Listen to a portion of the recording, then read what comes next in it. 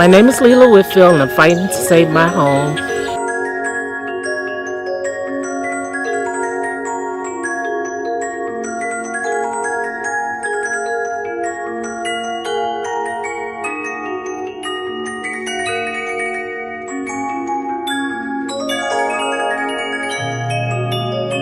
Well, my mother's house has a lot of memories here because it was family oriented.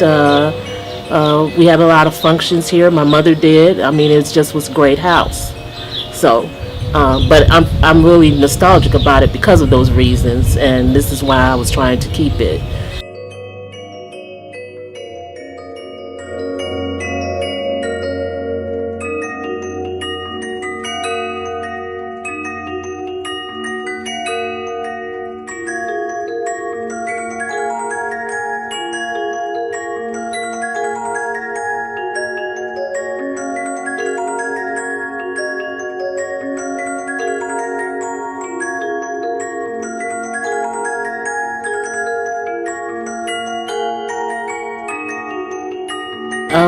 Trouble started happening here after she died. I really didn't know that she had did a reverse mortgage on the house until maybe 6 months after she died, and then I was hit with this news. And in the process of that, no one ever told me that I had the right to buy the property back. So by the time I found that out, that I could do a short sale or whatever, the process was becoming too late to do. And so that's how they got me, actually.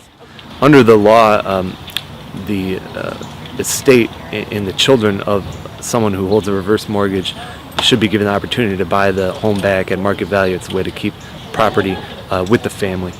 Betty Cook, Lela's mother, took out tens of thousands of dollars, which is federally insured. You know, the government insures the property and gives the difference back. So if Lela were to buy the home back for $9,000, which has been valued at, the government would have paid the difference to the financial company. Nobody would have lost any money. It doesn't make any sense that Fannie Mae has spent almost 2 years in court, untold amounts in attorney fees to Trott Trott to evict Lela and contribute to the destruction of this neighborhood rather than come to some sort of sane solution that keeps people in their home. So Lela's reached a situation where the courts, the city, the county, the bank, all of them have failed her, and all of them are saying, oh, I'm sorry, there's nothing we can do. That is, she now has, according to the bank, Fannie Mae, and court, she has until around the beginning of August before she is supposed to be out of her house. Lela's story that you couldn't make up. The lawyer for Trott Trott, who represents Fannie Mae, here doing their dirty work, during her final court case, when they did, sign the final things on setting forward an eviction process, the lawyer representing Fannie Mae said, in with a bang, out with a whimper, and basically throwing it in her face that she now had lost her home.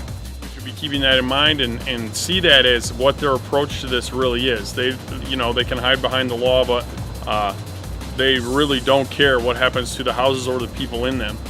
So, going to court every 3 times a month, every other month, it's been a stressful process. Especially when your lawyer submits the offer to them to buy the house, and they still, refuse. Well, I don't know if it's they. I don't know if it's the crappy lawyer who was just horrible. I don't know what it is or the reason or the rationale of it, but as I look around in this neighborhood, there are a lot of empty houses. So I'm figuring, why not sell me the house? I mean, why leave it empty or have it stripped or have it guttered or have it, which is nothing I want to happen to my mom's home. What sort of emotional and physical toll has this taken on you? Oh, Lord. Quite a bit. High blood pressure, depression, anxiety to the max, I don't know.